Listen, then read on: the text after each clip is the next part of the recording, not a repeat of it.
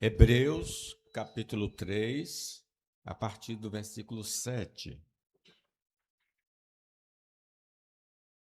Assim, pois, como diz o Espírito Santo, hoje, se ouvires a sua voz, não endureçais o vosso coração como foi na provocação, no dia da tentação no deserto, onde os vossos pais me tentaram, pondo-me à prova, e viram as minhas obras por 40 anos.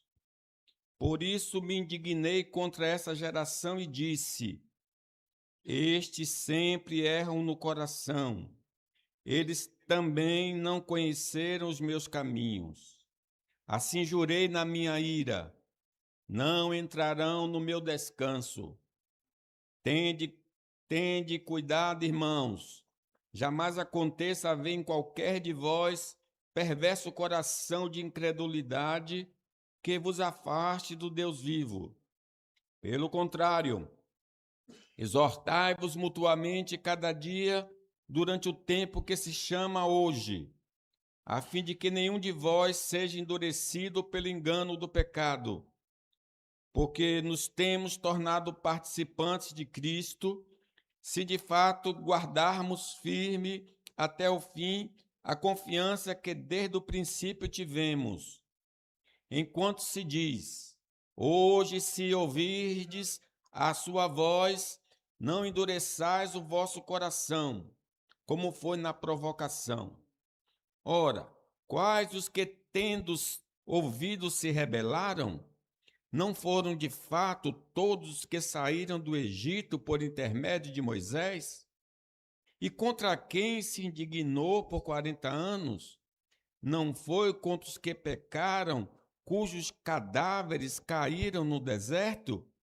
E contra quem jurou que não entrariam no seu descanso, senão contra os que foram desobedientes? Vemos, pois, que não puderam entrar por causa da incredulidade. Nós falamos na quinta-feira que nós devemos fixar os nossos olhos somente em Jesus, devido à sua grandeza. Ele tem um nome que é acima de todo nome, a qual o nome de Jesus todo joelho se dobrará e toda língua confessará que Jesus é o Senhor. Aí nos versículos do 1 ao 5, o nosso Senhor Jesus Cristo é apresentado como o apóstolo por excelência. Apóstolo significa enviado. Os profetas foram enviados. Os 12 apóstolos foram enviados. Nós somos enviados. Cada um, o termo enviado tem uma aplicação específica. Por exemplo, os 12, eles são testemunhas oculares de Jesus. Não existe nenhum outro apóstolo nesse sentido. Como também não existe nenhum outro profeta como os profetas do Antigo Testamento. Porém, Jesus é chamado de apóstolo, com a letra A maiúscula aí, dizendo que, de fato, os demais eram figuras do verdadeiro apóstolo que é Jesus. Porque só Jesus, o enviado de Deus, pôde pagar as nossas dívidas, pôde nos resgatar, pôde nos salvar. Então, os demais apóstolos só falaram dele e da sua obra, mas ele veio executar a obra que o Pai designou. Ele é chamado também de sumo sacerdote. Novamente, a figura do Velho Testamento. Os filhos de Arão eram uma figura do Senhor Jesus Cristo. Eles não cumpriram perfeitamente o sacerdócio, por isso Deus os desprezou. Mas aí Deus então enviou o sumo sacerdote. Em tese, em princípio, o sumo sacerdote é aquele que intercede, que está entre Deus e o homem, que está pedindo pelos homens diante de Deus. E Jesus, diz a palavra de Deus, que ele não entrou no santuário feito por mãos humanas, mas no santuário celestial. E lá ele ofereceu um único sacrifício, o seu próprio sacrifício. Ele, ao mesmo tempo, era o ofertante e a oferta, e quitou toda a nossa dívida ali na cruz do Calvário, e agora está à direita do Pai, também intercedendo por nós. Então, nós temos um sumo sacerdote, que é Jesus, não é o pastor, não é o presbítero, não é o diácono, é o Senhor Jesus. Ele também é chamado de fiel testemunha. Todos os que eu citei anteriormente e nós mesmos somos testemunhas de Deus, testemunhas de Jesus, mas infelizmente não completamente, não plenamente, porque aqui ou ali nós falhamos. Porém, Jesus é a testemunha fiel. Ele foi fiel até a morte e morte de cruz. Ele não se desviou nem para a direita, nem para a esquerda. Então, nós temos uma testemunha fiel para nos espelhar. E aí ele menciona, por fim, que Jesus ele é maior que Moisés. Moisés é um homem muito respeitado, mas ele é apenas um servo de Deus. É uma pessoa que cumpriu fielmente aquilo para o qual Deus o designou. Vá sentar. Agora eu culto. Mas vá sentar lá. Então, aí nós precisamos ver essa grandeza de Jesus nesses textos que eu acabei de mencionar. O nosso perdão de pecados e a absolvição no dia do juízo final devem repousar exclusivamente na obra redentora de Cristo. Não há salvação em nenhum outro, porque abaixo do céu não existe nenhum nome pelo qual importa que sejamos salvos. Por meio de Jesus, somente somos libertados dos maus hábitos pecaminosos e somos inclinados a todo o caminho santo. Ele diz que se o Filho vos libertar, verdadeiramente sereis livres. Ele é o verdadeiro libertador.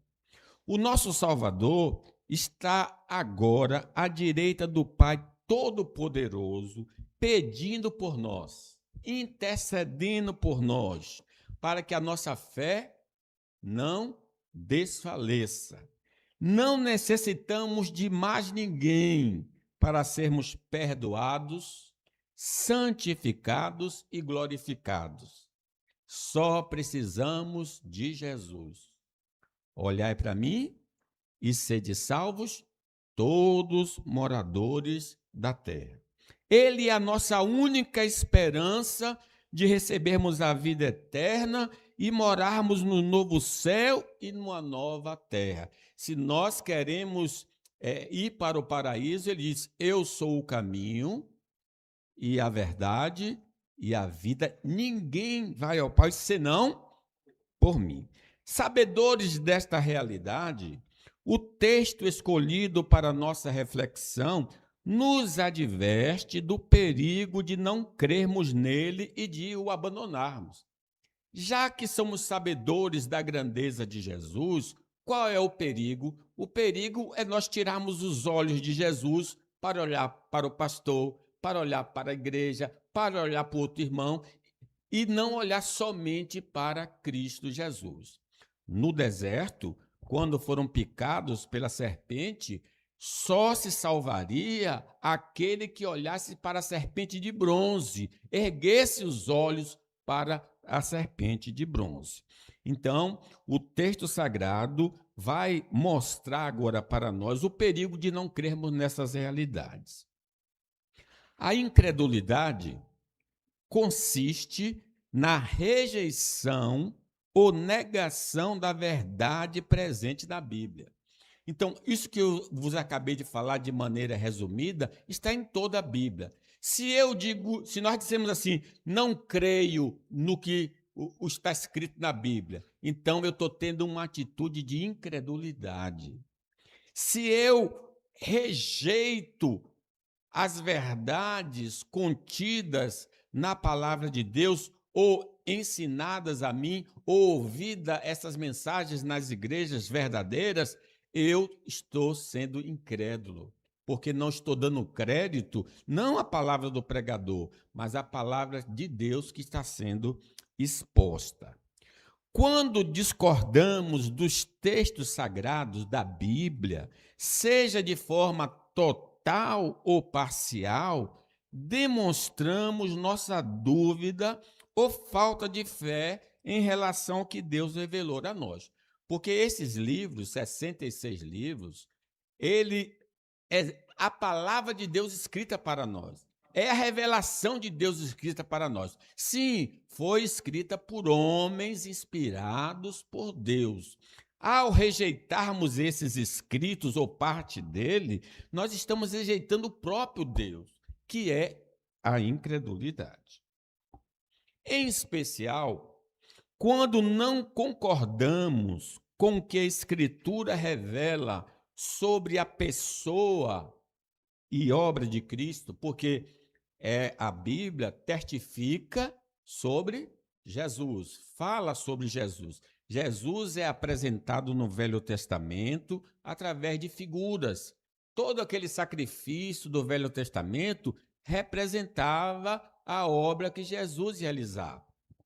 O sacerdote, o profeta, o rei, todos aqueles personagens eram um tipo de Cristo, tipo do que Cristo iria fazer de maneira perfeita. Então, se eu não concordo com o que a Bíblia revela sobre Jesus, como o apóstolo Paulo escreveu, eu estou pecando, estou cometendo o pecado da incredulidade. Vejam então, em 1 Coríntios 15, deve ser projetado ali, e veja o que ele diz acerca de Jesus.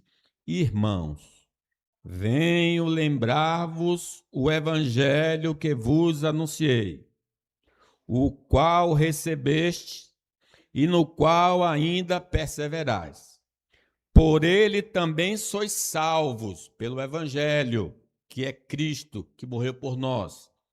Se retiverdes a palavra tal como vos-la preguei. Nós não podemos acrescentar nada às Escrituras, nem podemos tirar nada dela, porque se tirarmos ou acrescentarmos, alterou o Evangelho, colocou um outro elemento que acabou prejudicando o verdadeiro Evangelho. É preciso perseverar, ser fiel até a morte e dar-te-ei coroa da vida. Por ele sois salvos, então, se o retiverdes a palavra tal como vos-la preguei, a menos que tenha crido em vão, a menos que a sua fé não seja verdadeira. Você fala de boca que crê, mas não crê de todo o coração. É preciso crer de todo o coração.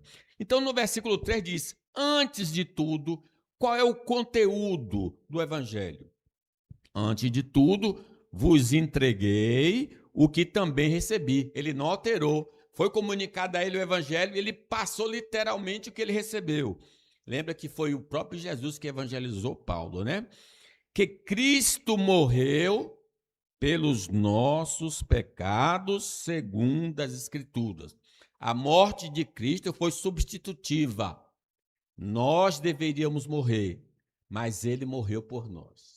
É maravilha. Por que não vou ser condenado? Porque os meus pecados, os nossos pecados foram lançados em Jesus. Ele levou sobre si a iniquidade de nós todos. O castigo que nos traz a paz está sobre ele. E sobre as suas feridas nós somos sarados. É por isso que nós estamos salvos. Não só, veja que ele morreu pelos nossos pecados, segundo as Escrituras, e que foi sepultado e ressuscitou ao terceiro dia, segundo as Escrituras.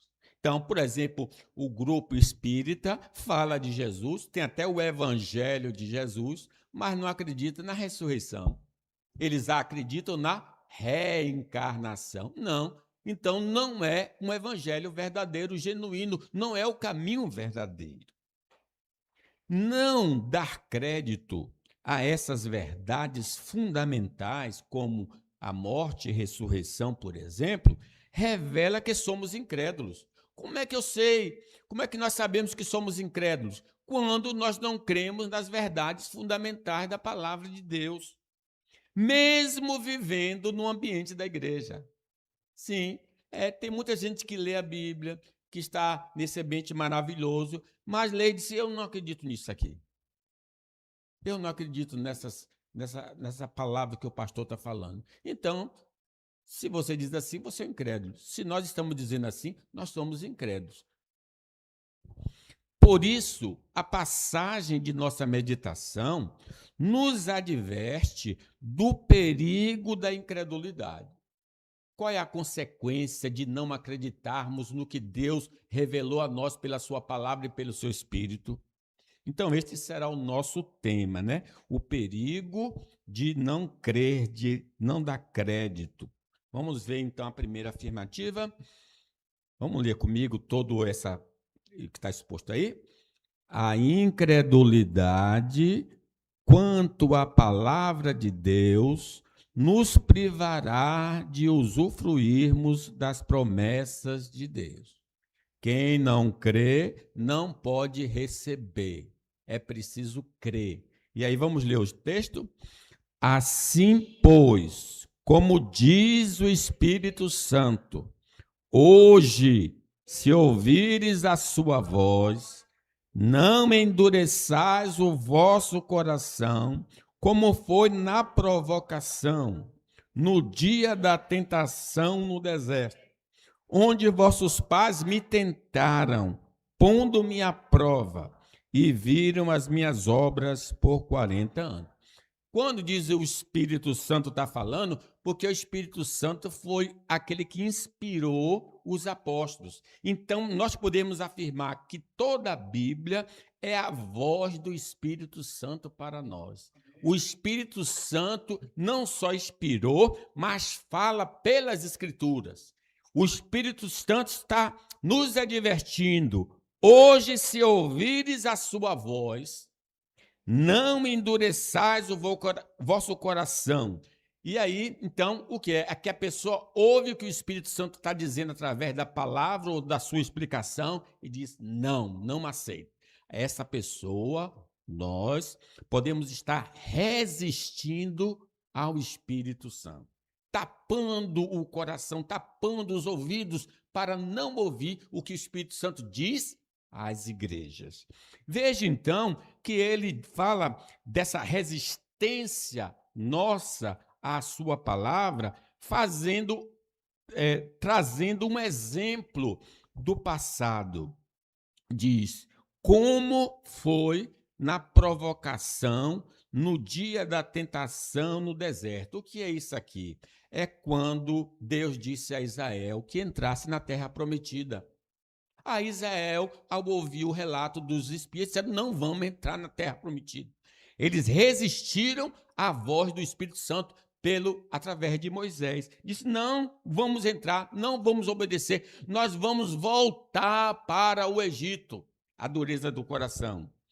Então, no dia da tentação no deserto, eles foram tentados ali, onde vossos pais me tentaram, pondo-me à prova, e viram as minhas obras por 40 anos. Ele está dizendo que, porque eles não obedeceram à voz do Espírito Santo, foram punidos por causa da incredulidade e tiveram de passar 40 anos no deserto.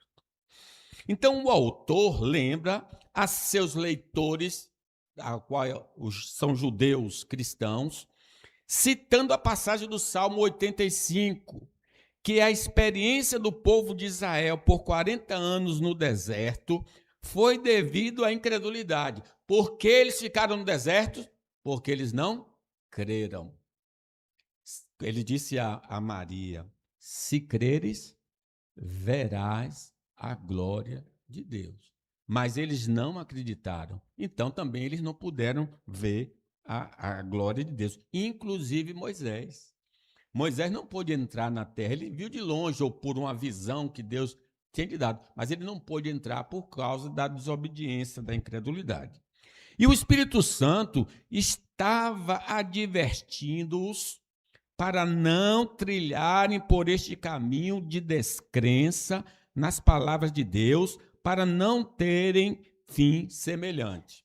Então, aquilo que aconteceu no deserto, que impediu nossos irmãos de entrarem na terra prometida, pode acontecer conosco hoje. Se nós não crermos em Jesus, como está escrito, não entraremos no paraíso.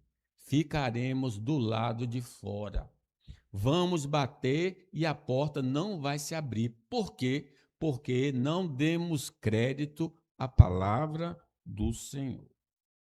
Portanto, as Escrituras, apesar de terem sido escritas muitos séculos atrás, servem como instrumentos de doutrinação, advertências, ética e tudo que envolve a vida cristã, como Paulo escreveu aos Coríntios.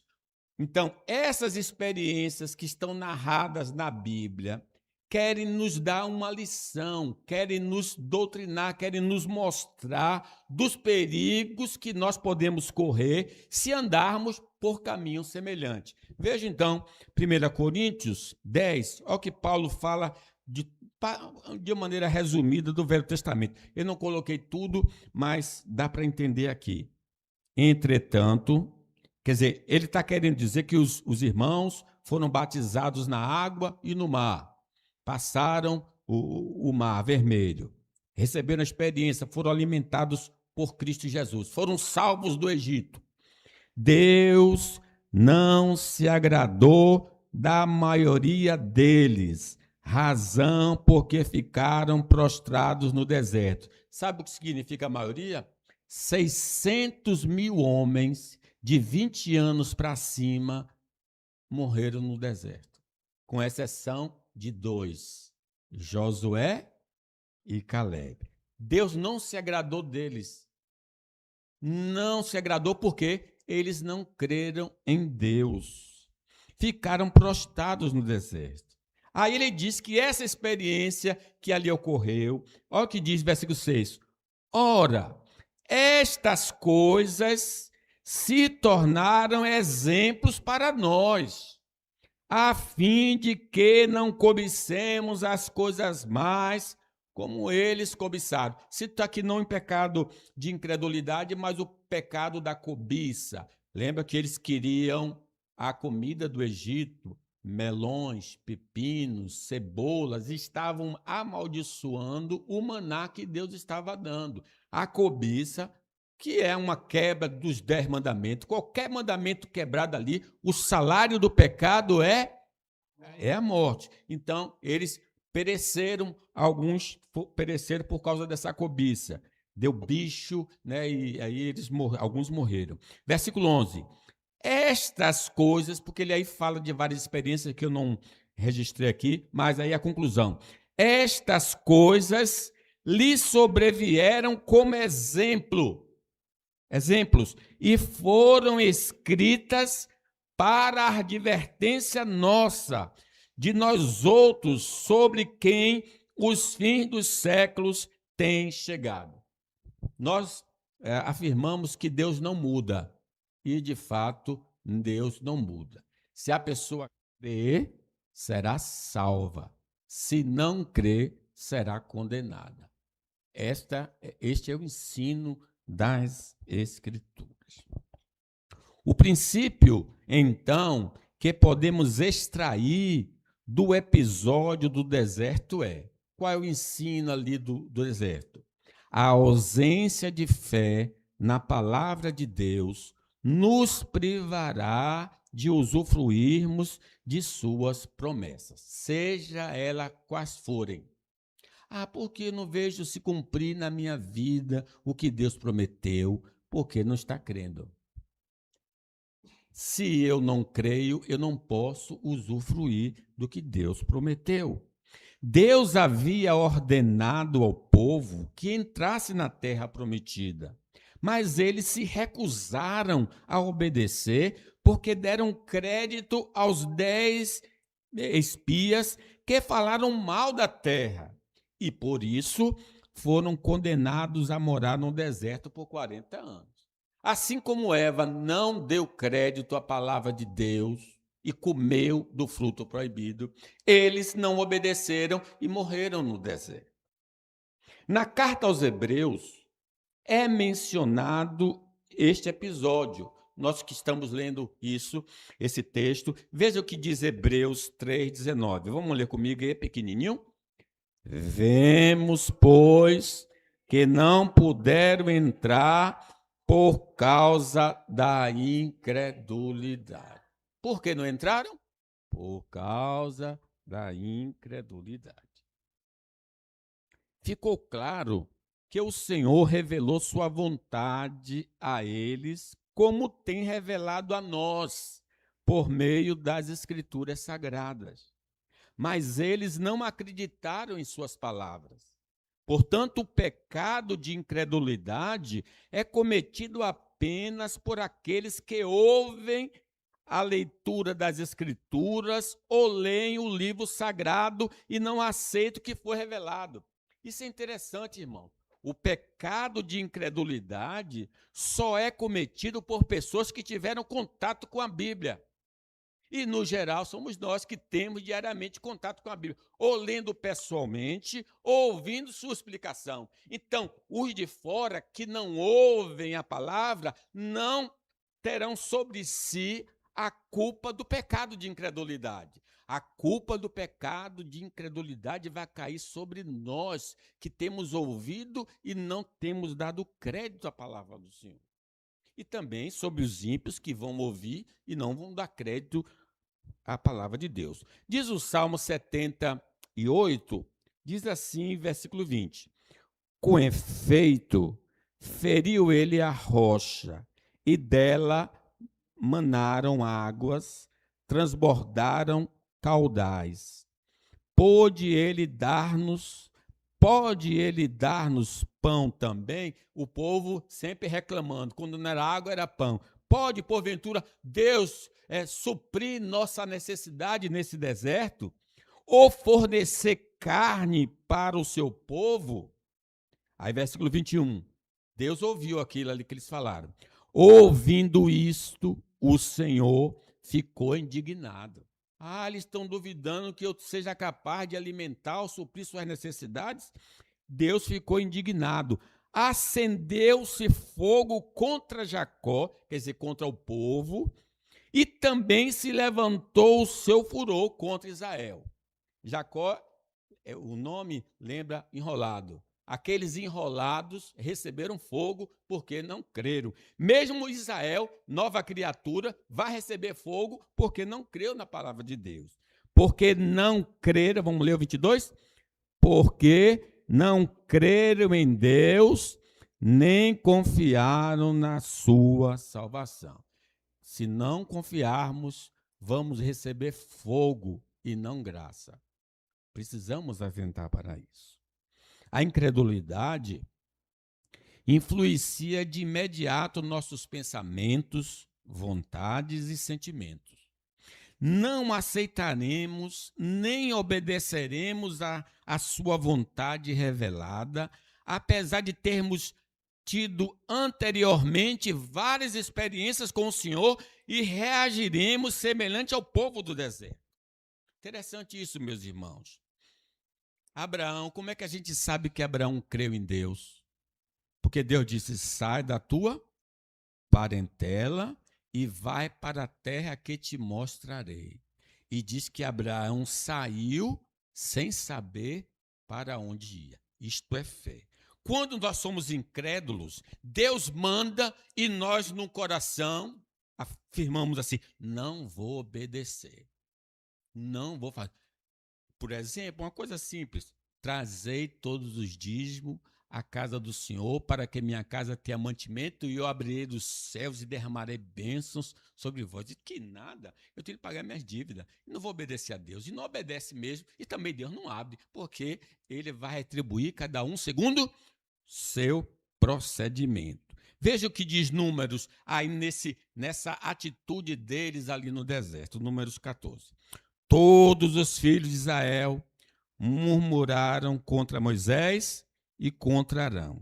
E toda a congregação lhes disse. Veja, não foi um só, não. Todo mundo estava reclamando, com exceção de 2 homens. Tomara, eles afirmando, tomara tivéssemos morrido na terra do Egito, ou mesmo neste deserto. E por que nos traz o Senhor a esta terra?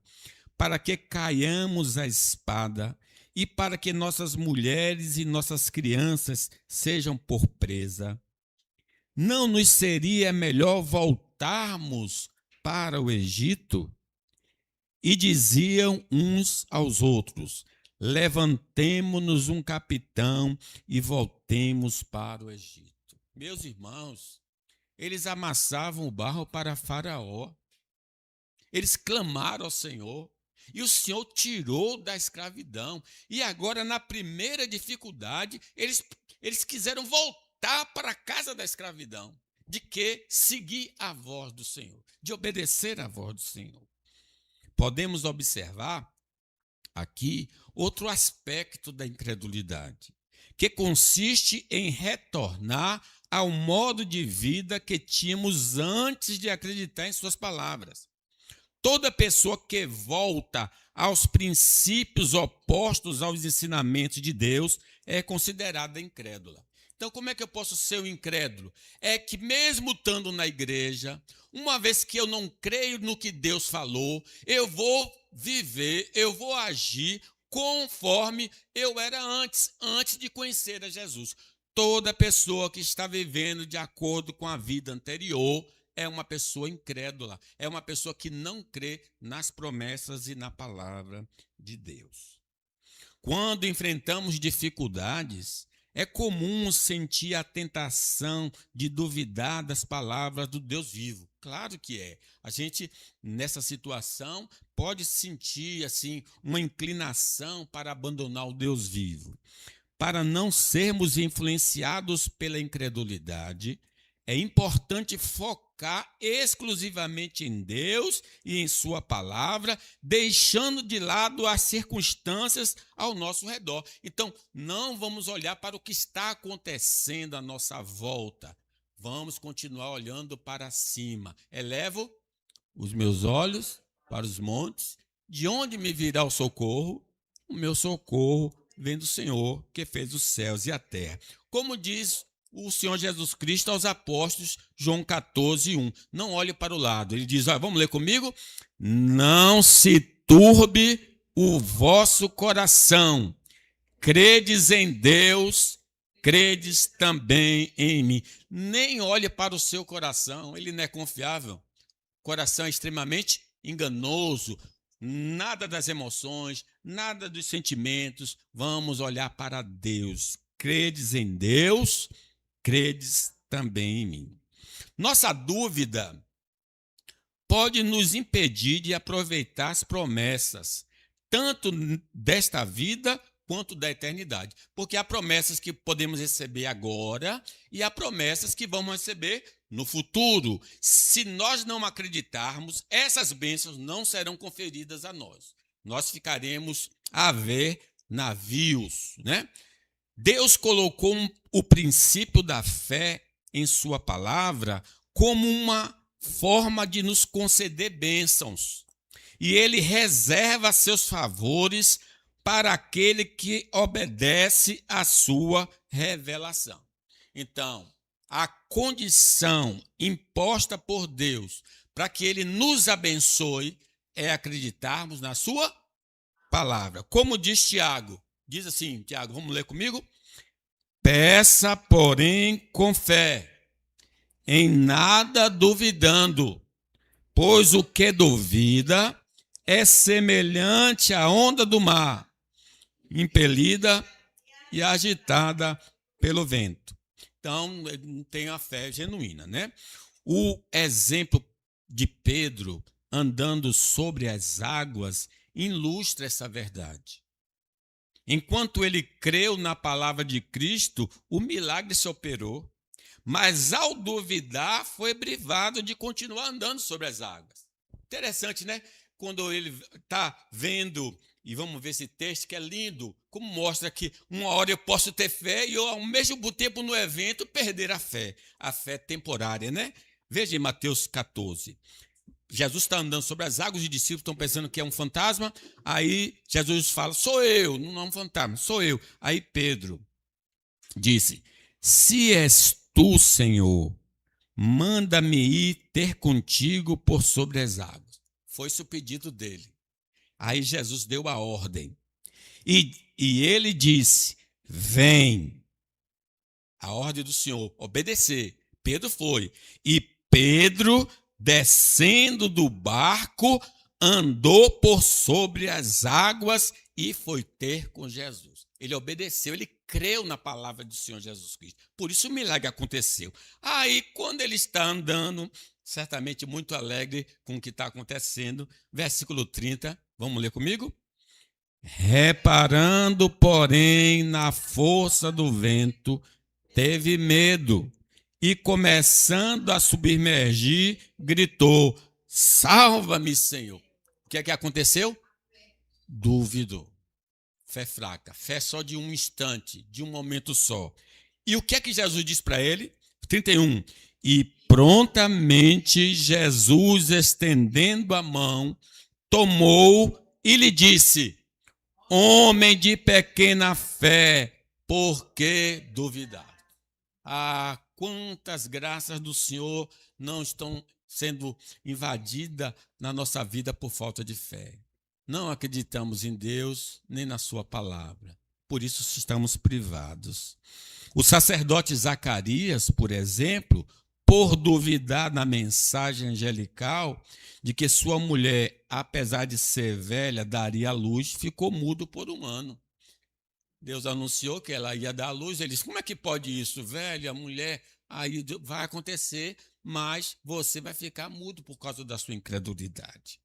A recusa em crer em Jesus havia aparecido, a recusa em crer que Jesus havia aparecido aos demais discípulos privou Tomé da alegria durante uma semana. Ele chega na igreja, todo mundo alegre, vimos o Senhor. Ele disse, não creio. 12 pessoas dando testemunho que viram o Senhor, não creio, só se eu tocar nele. Então, a reunião continuou e por semana, certamente, o pessoal sempre se reunindo ali e ele triste na igreja. Por que ele estava triste? Porque ele não creu.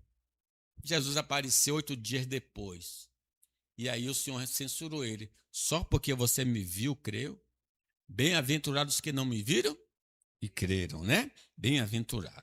Portanto, se não crermos nos apóstolos que escreveram o Novo Testamento com alguns amigos e profetas, o Antigo Testamento, que nos transmitiram as palavras de Deus, não teremos acesso ao que ele nos prometeu. Por isso, necessitamos fazer, se este é o nosso caso, como o pai de um menino endemoniado. Ô, pastor, eu leio a Bíblia, mas não consigo acreditar que vai acontecer. O que é que o pai daquele menino endemoniado falou para Jesus? É o que nós devemos falar se nós estamos na mesma situação. Vamos ler? Eu creio. Ajuda-me na minha falta de fé. Porque sem fé é impossível agradar a Deus. Irmãos, as promessas de Deus são acompanhadas de condições. Preste atenção a isso. Toda promessa de Deus é acompanhada de condições. Se não preenchermos essas exigências, não podemos receber o que ele prometeu, como, por exemplo, Mateus 6:33. O que diz aí? Olhe primeiro o que ele exige. Buscai, pois, em primeiro lugar, seu reino e a sua justiça. Esta é a exigência de Deus. E qual é a promessa de Deus? E todas essas coisas vos serão acrescentadas. Comida, vestuário e tudo que é necessário para a manutenção da vida. Mas eu preciso primeiro cumprir a parte. né? Se priorizarmos fazer a vontade do Senhor em todas as áreas de nossa vida, seremos contemplados com o suprimento de nossas necessidades. Isso é buscar o reino em primeiro lugar. Então, eu vou viver neste mundo de acordo com o que Deus me instruiu. E se eu vivo de acordo com o que Deus me instruiu, Ele sempre vai suprir as minhas necessidades. Nunca vai me abandonar. Infelizmente, desejamos apenas o que foi prometido. Ó Senhor, supre as minhas necessidades. Mas não estamos dispostos a fazer o esforço necessário para cumprir o que Deus nos orienta. Não vou buscar o teu reino, não tenho tempo de orar, não tenho tempo de ler a Bíblia, não tenho tempo de cultuar o Senhor, não tenho tempo para essas coisas. Eu quero que o Senhor me abençoe. Abre a porta para mim do emprego, faz isso, faz aquilo, só quero que Deus me abençoe, mas não obedecer o que Deus mandou. No entanto, o que foi dito a Josué também se aplica a nós atualmente. Foi uma palavra antiga, mas o seu princípio permanece. Lembre o que Deus disse a Josué. Leamos. Não cesses de falar deste livro, antes medita nele dia e noite, para que tenhas cuidado de fazer segundo tudo quanto nele está escrito. Então farás prosperar o teu caminho e serás bem-sucedido. Há uma condição. Ele tem de fazer tudo que Deus mandou na lei. E se ele fizer, Deus vai abrir todas as portas para ele. Ele chega a dizer, aonde você colocar o seu pé, você vai receber, porque você está fazendo o que eu desejo. Louvado seja o nome do Senhor, meus irmãos. A fé sempre é acompanhada por obras. Se não fazemos o que Deus nos ordena, somos incrédulos e não crentes. Abraão, porque acreditou em Deus, ofereceu Isaque. A fé sem obras é incredulidade, e os incrédulos não herdarão o reino de Deus. Então, como é que eu sei que eu creio? É que minhas atitudes vão corresponder ao que Deus me revelou. Deus me falou na sua palavra, então eu faço o que Deus mandou, então eu recebo o que Ele me prometeu. Em segundo lugar, dá para falar mais este ponto. Vamos ler comigo? A incredulidade quanto à palavra de Deus atrairá castigo divino sobre nós. Se nós ficamos privados de receber o que Ele prometeu, já é uma coisa azeda, vamos ficar pobres, mas tem um acréscimo, tem uma punição. Os incrédulos sofrem. Vamos ler? Porque eles não creram. Olha a reação divina. Por isso me indignei contra essa geração e disse, estes sempre erram no coração. Eles também não conheceram os meus caminhos. Assim jurei na minha ira, não entrarão no meu descanso. Aquelas palavras que eles disseram que iriam morrer no deserto, que iriam voltar para o Egito, foi tão dolorosa para Deus que a palavra que aparece aqui é ficou indignado. Pense num Deus irado, pense em um Deus zangado com a atitude daqueles homens. Deus ficou indignado, não só com um homem, com essa geração. Imagine, com essa geração de 20 anos para cima. E disse, este sempre erra no coração. Começa a gente no coração. Este povo honra-me com os lábios, mas o seu coração está longe de mim. Em vão me adoram, ensinando doutrinas que são de homens. Então, eles não creram no coração e vai se transbordar nas atitudes e palavras. Eles também não conheceram os meus caminhos. Não é que eles não experimentaram, não tiveram uma experiência, mas eles não aprenderam a lição. Leem, mas nunca aprende o que está escrito, nunca absolve, porque o salmista diz, escondi a tua palavra no meu coração para não pecar contra ti. Então, ele não guardou a palavra no coração. Por isso, versículo 11, assim jurei na minha ira. Aí Deus fez um juramento. Eu juro por mim mesmo. Eu estou jurando por mim mesmo, porque não há ninguém maior que eu, então eu juro por mim. Não entrarão no meu descanso. Deus fez um juramento. Deus não é homem para que minta, e filho do homem para que se arrependa. Ele fez um juramento. Irmãos, a nossa incredulidade afeta as emoções do Senhor.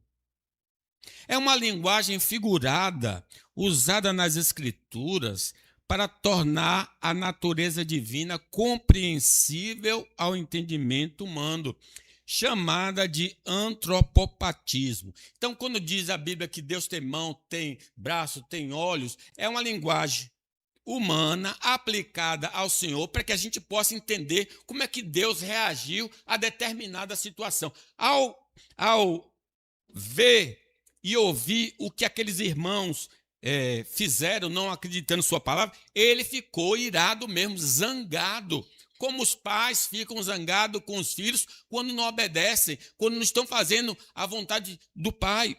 Então Deus se sentiu, as emoções de vida, Deus ficou irado, que é um sentimento. Ele fica irado, aborrecido, descontente, desgostoso com a nossa descrença em sua palavra. É assim que Deus se sente quando nós não damos crédito à palavra do Senhor. João 3:36. Vamos ler aí? Por isso, quem crê no Filho tem a vida eterna. O que, todavia, se mantém rebelde contra o Filho, não verá vida, mas sobre ele permanece a ira de Deus. Deus continuará eternamente irado com aquele indivíduo que não creu. Nunca a ira de Deus vai se apartar dele. Imagine. Hebreus fala que horrenda coisa é cair na mão de um Deus irado. Essa pessoa que não creu está debaixo da ira de Deus. A motivação da ira de Deus reside em nossa falta de fé. Por que ele fica irado? Porque nós não cremos em sua palavra. Não devemos confundi-la com um mero mau humor, porque às vezes a gente já acorda irado. Ninguém fez nada, ninguém disse nada, a gente acorda com mau humor. Não é o caso de Deus. Se ele está de mau humor, pode ter certeza, não obedeceu a sua palavra, não creu na sua palavra. Não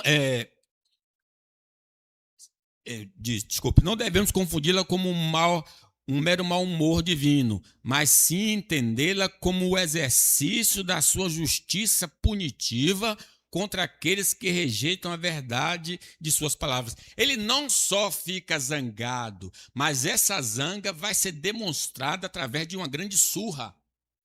O cinturão de Deus vai cair sobre qualquer indivíduo que é incrédulo. Imagine quando alguém está irado batendo. Já se aconselha até dizer, pais, não batam nos filhos quando estiver irado, porque você pode se exceder. Deus não se excede, evidentemente, mas ele está batendo irado.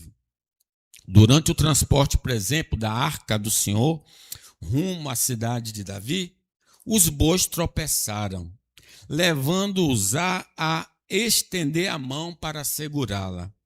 Apesar de sua intenção aparente, o ato violava a proibição divina de tocar no que é sagrado.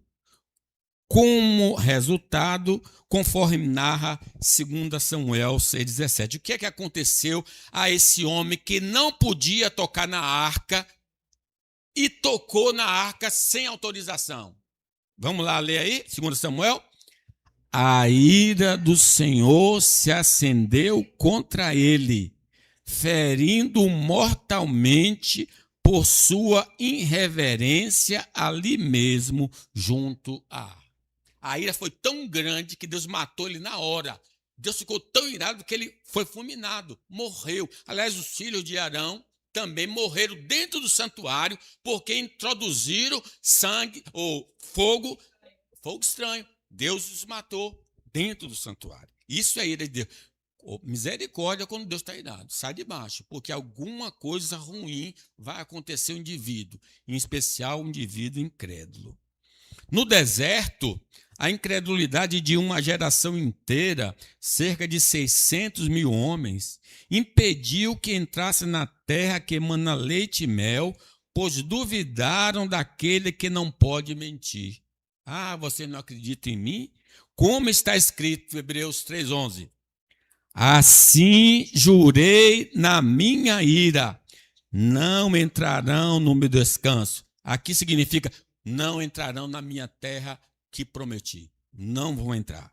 Visto que o caráter do Senhor é imutável, o princípio de que ele exerce juízo sobre a incredulidade permanece como um alerta solene para todas as gerações. Se Deus agiu assim com os incrédulos do passado, está agindo com os incrédulos do presente. Se formos incrédulos, vamos receber justamente isto.